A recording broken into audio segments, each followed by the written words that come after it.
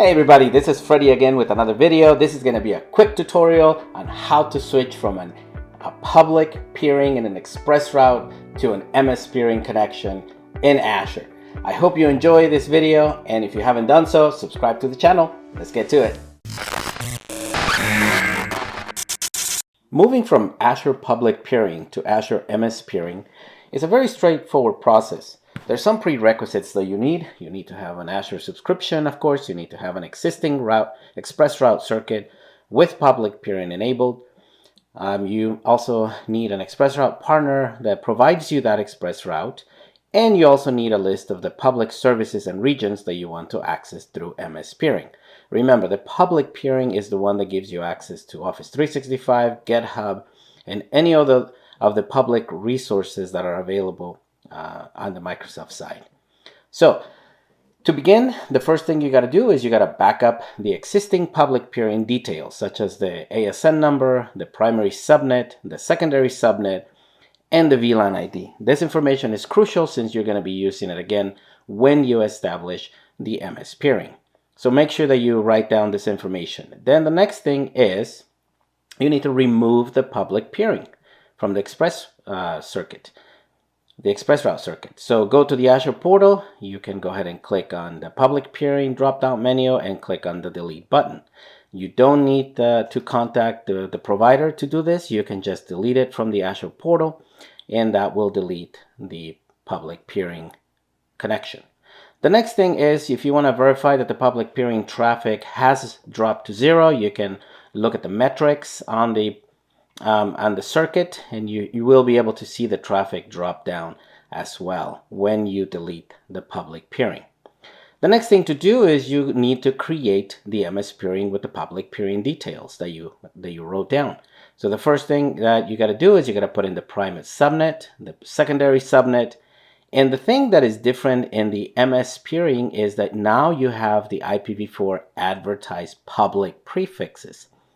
Typically, this is a /28 or a /29, depending on what the provider has given you to use. In this case, if you notice, I'm using the 76.76.26.160/30 for the primary and 76.76.26.164/30. I can cover these two ranges by using the /28. However, it's a good idea to contact your provider and ask them what did they give you. Maybe it's a /29. A /29 typically would cover this 2/30 ranges. So just make sure that you have that. Typically, a /29 would do it. /28 will do it as well. Remember, this is just our summary of the primary and the secondary subnets that you have. Then the next thing is the VLAN ID. You leave it as it was on the previous one. And your customer ASN number. The customer ASN number is typically the ASN that was found in the other one as well. The routing registry name, in this case, I usually put it as ARIN. And the next thing is you click on create.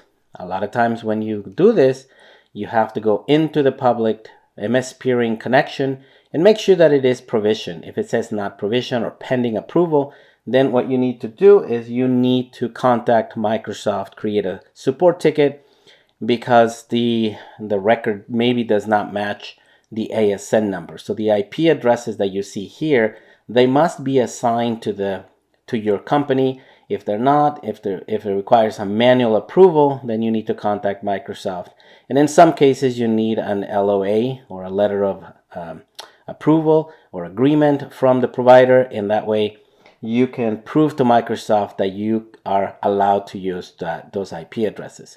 Most of the time, you don't need to since your public peering was established.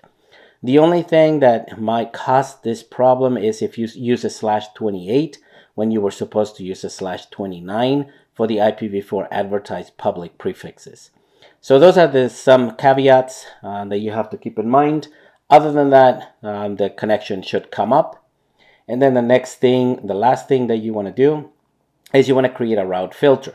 The route filter for the MS peering, you can go to the manage rule. Once you go into the MS peering connection that you just created, you click on manage rule, and now you're able to add the values for the different regions that you want to access in Microsoft, or you can also add services such as Office 365 and things like that. As you notice on the in the screen here, it says value 12076:510004 for East US.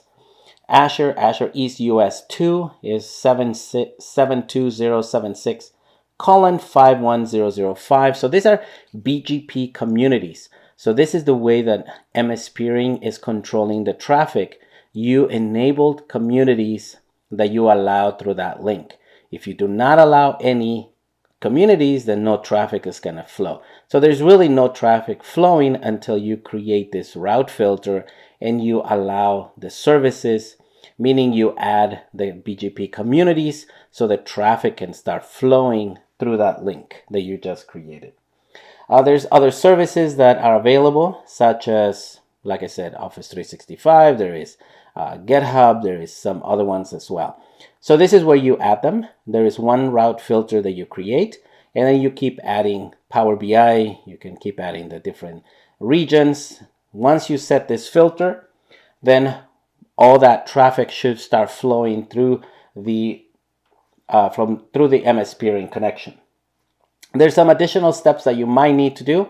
You need to clear the ARP table in some cases because there is a cache for the MAC addresses. So if you're in a Windows client trying to test the connection and it's not going through, make sure that you do an ARP-D to delete the ARP table.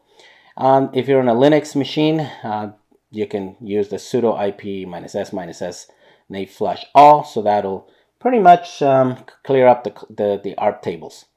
Again, this is just a reminder that if the MS Peering says it's not approved yet, you must create a support ticket and ask Microsoft to do a manual approval at that point. As you can see, the process is relatively simple, but if you have any questions, concerns, or any suggestions, please leave them in the comment section down below. And if you haven't done so, subscribe to the channel, and I'll see you on the next one.